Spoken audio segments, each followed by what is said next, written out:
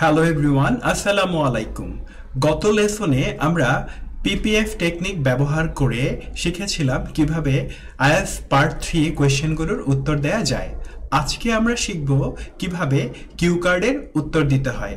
সংক্ষেপে বলতে গেলে পিপিএফ এর পূর্ণরূপ হলো present, past and future.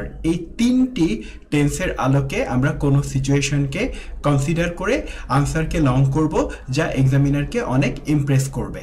Dear learners, আমরা স্ক্রিনে একটি কিউ কার্ড টপিক দেখতে পাচ্ছি। তো চলুন আমরা টপিকটিকে একটু পড়ি। এখানে বলা হয়েছে ডেসক্রাইব আ স্কিল, একটা স্কিলকে বর্ণনা করো, ইউ লার্নড, তুমি শিখেছিলে, when you are a child, যখন তুমি শিশু ছিলে। অর্থাৎ আমরা বুঝতে পারলাম যে পাস্ট নিয়ে আমাদের কথা বলতে হবে। তো কোয়েশ্চেনে বলা হয়েছে হোয়াট ওয়াজ দ্য স্কিল, এটা পাস্টে আমাদের বর্ণনা করতে হবে। হু টট ইউ দ্য স্কিল, কে তোমাকে স্কিলটা শিখিয়েছিল, এটাও পাস্টে বলতে হবে। হাউ ইউ লার্ন ইট, কিভাবে স্কিলটা আপনি শিখেছিলেন, এটাও পাস্টে বলতে হবে। এবং ফাইনালি বলা হয়েছে and explain how this skill is useful to you today, এখন কিভাবে স্কিলটা আপনার প্রতি উপকারী, এটাও আপনাকে বলতে হবে, যা প্রেজেন্টে বলতে হবে। পিপিএফ টেকনিক ব্যবহার করে আমরা এই কিউ কার্ডটিকে ব্যাখ্যা করব। তার পূর্বে আপনাদের জন্য একটি ঘোষণা। যারা ফার্মগেট বা তার আশেপাশে থাকেন তারা সরাসরি টেস্ট প্রেপ সেন্টারে আমার সাথে এসে একটি ফ্রি লাইভ ক্লাস করতে পারেন। ফ্রি ক্লাসগুলো আমি নিয়ে থাকি প্রতি শুক্রবার বিকেল 4টায় এবং শনিবার বিকেল 4টায়। ফ্রি ক্লাসের সাথে আপনি পাবেন আমার কিছু গাইডেন্স, যা আপনাকে ভালো স্কোর তুলতে সহযোগিতা করবে। যারা ফ্রি ক্লাসটিতে অংশগ্রহণ করতে চান তারা স্ক্রিনে দেখানো নাম্বারে হোয়াটসঅ্যাপে আমাকে মেসেজ করতে পারেন। ডিয়ার লার্নার্স, এবার আমরা পিপিএফ টেকনিক ব্যবহার করে কিউ কার্ডের আনসারটি প্রদান করব। তো প্রথমেই আমরা ব্যবহার করব পাস্ট। গ্রিন করা এই সব অংশগুলোই হলো পাস্ট দিয়ে তৈরি। তো চলুন আমরা দেখি। এখান থেকে বলা হয়েছে when I was around 8 years old, যখন আমার বয়স ছিল 8 বছর, I learned how to ride bicycle, আমি বাইসাইকেল চালাতে শিখেছিলাম। My father taught me, আমার বাবা আমাকে শিখিয়েছিল this skill, এই দক্ষতাটি।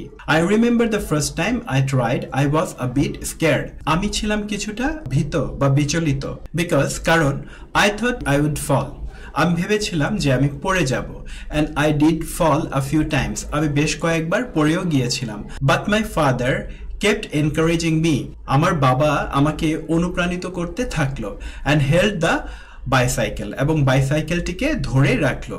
এখানে বাইক হবে না, বাইসাইকেল হবে। while I tried to balance, যখন আমি ব্যালেন্স রাখার চেষ্টা করেছিলাম। he used to take me, সে আমাকে নিয়ে যেত। খুব সুন্দর একটা হচ্ছে ল্যাঙ্গুয়েজ, যে কেউ আগে কোনো কাজ করতো এখন করে না, এমন বোঝাতে আমরা ইউজ টু ব্যবহার করি, যা আমরা এই পিপিএফ মেথডে ব্যবহার করে দিলাম। টু আ নিয়ারবাই পার্ক, একটা নিকটবর্তী পার্কে এভরি ইভিনিং, প্রতিদিন সন্ধ্যায়।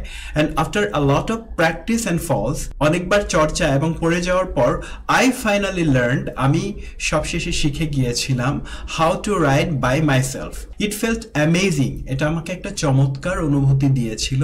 And gave me so much confidence, এবং আমাকে দিয়েছিল প্রচুর পরিমাণ আত্মবিশ্বাস। তো আমরা চলুন দেখি কতগুলো কোয়েশ্চেনের আনসার করতে পেরেছি পাস্ট দিয়ে। আমরা দেখতে পাচ্ছি যে স্কিলটা কি ছিল, কে শিখিয়েছিল এবং তুমি কিভাবে শিখেছিলে, এই তিনটি প্রশ্নের উত্তর কিন্তু আমরা দিতে পেরেছি। এবার বাকি পার্টটুকু how this skill is useful আমরা প্রদান করব। পাস্ট টেন্স ব্যবহারের পর উত্তরের এ অংশে আমরা প্রেজেন্ট টেন্স ব্যবহার করেছি। যেমন শুরু করেছি দিস ডেইজ শব্দগুচ্ছটি দিয়ে, যার অর্থ হলো বর্তমানে। I still ride a bicycle sometimes, আমি এখনো বাইসাইকেল চালাই। তাহলে রাইড বাইসাইকেল, এটা সুন্দর একটা প্রেজেন্ট দিয়ে করা গুচ্ছ, এবং অন্যান্য প্রেজেন্ট দিয়ে করা ভার্ব ফ্রেজগুলোকে আমরা কিন্তু গ্রিন কালার দিয়েছি। Mostly for exercise or to enjoy a quiet ride, অথবা উপভোগ করার জন্য একটা কোয়াইট রাইড।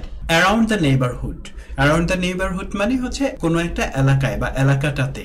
ইটস সামথিং, এটা এমন কিছু আই ডু এভরিডে, যা আমি প্রতিদিন করি।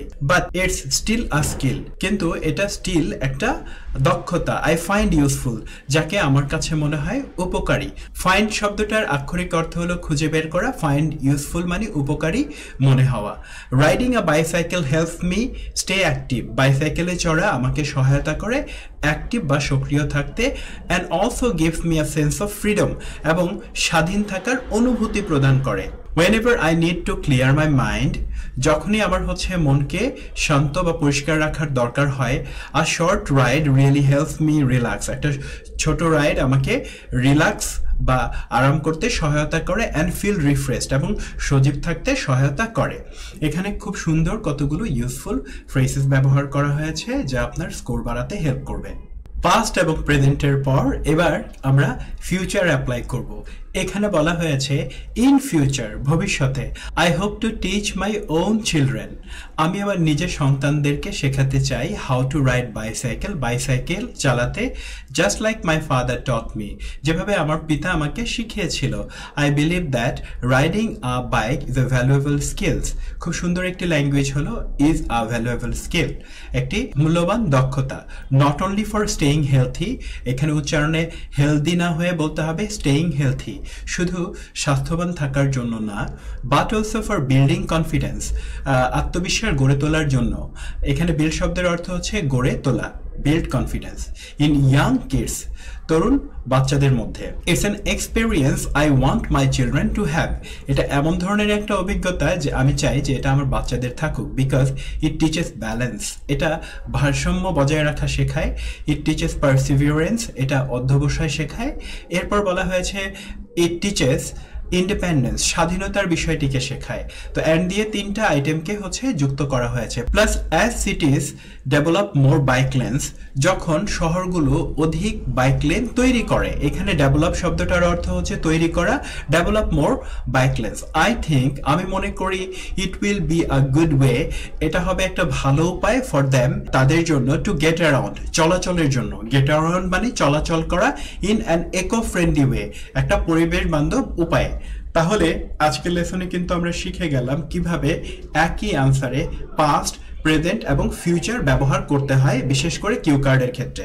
আজকের লেসনে আমরা শিখলাম পিপিএফ টেকনিক, অর্থাৎ পাস্ট, প্রেজেন্ট এবং ফিউচার, এই তিনটি টেন্স ব্যবহার করে একই উত্তরে কিউ কার্ডকে কিভাবে ডেসক্রাইব করতে হয়। মাঝে মাঝে এমন হতে পারে যে শুধু পাস্ট আর প্রেজেন্ট বললেই হবে, মাঝে মাঝে ফিউচারকেও আনা দরকার হতে পারে। সবচেয়ে বড় কথা হলো এখানে আপনি বিভিন্ন ধরনের টেন্সের প্যাটার্ন ব্যবহার করছেন, যা আপনাকে ভালো স্কোর তুলতে সহযোগিতা করবে। আশা করি আজকের লেসনটি আপনার অনেক উপকারে আসবে।